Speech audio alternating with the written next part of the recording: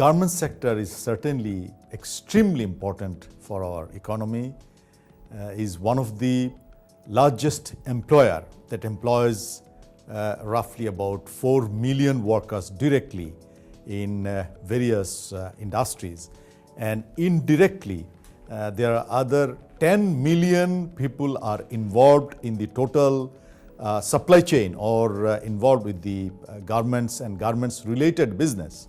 Minimum 70% out of that are women. So these women now become economically helpful for their family.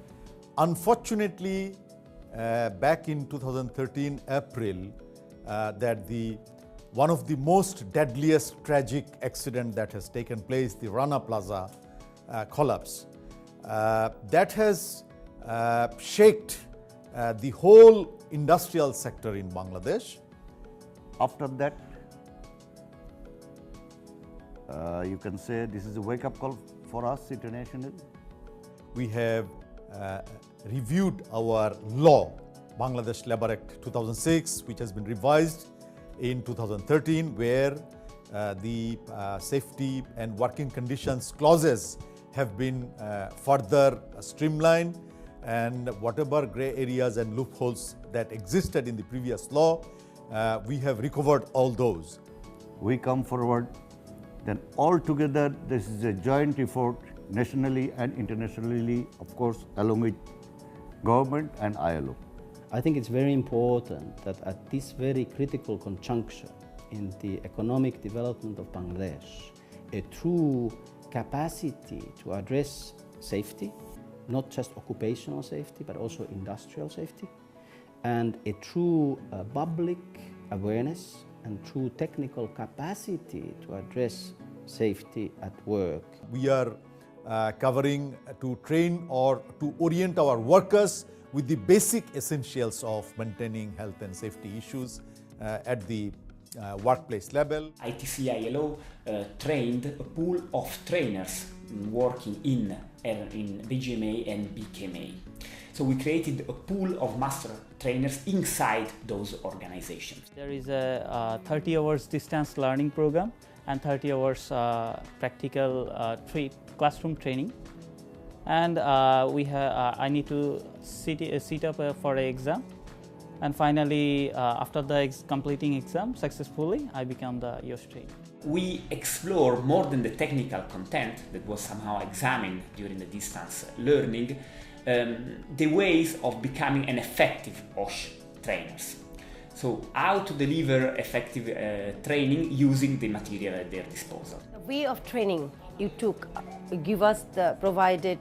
trainer provided us the training, the method, group work, with the presentation and vocab video and booklets, methodologies. It was extremely important to create this pool of trainers in BGMA and BKMA, not only for the success of this project, but for the future. Because in Bangladesh there are now around 100 newly trained professionals that are able to act as good trainers in the area of occupational safety and health from now on. Second phase, we trained another 8,000 supervisors and mid-level managers. We customized the international modules into our requirements. Training and sensitizing this specific group is particularly important because mid-level manager and chief and floor have under their responsibility groups of workers. And so it is extremely important to have this group well aware of which are the risks at workplace level and being able to pass on this knowledge to the workers under their responsibility. I covered 19 factories and 11 sessions, and if we count into 20 trainer per each training companies or sessions, 220 around trainer. I did around 40 trainings in enterprise level, around 800 mid-level managers I have trained. I conducted 20 training sessions and around 400 mid-level managers trained. The methodology that we try to use and apply as much as possible was oriented to have a practical result.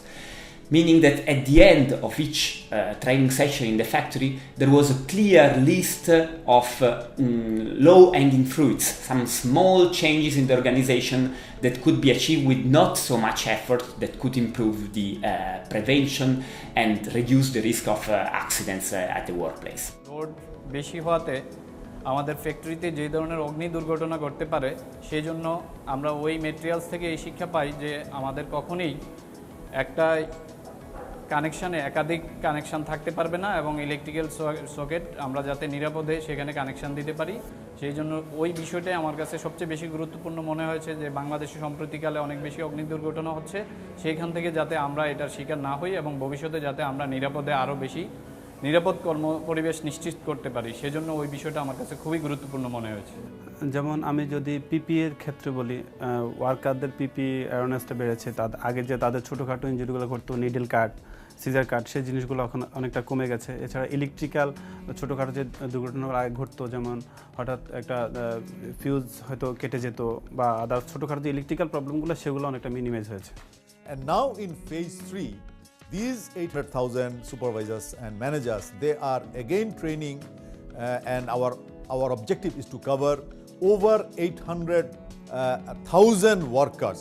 I think this phase really we will get the actual benefit because now the floor level supervisors who become trainer, they are going to train his or her workers who directly work with her or him. So they will accept that one more cordially.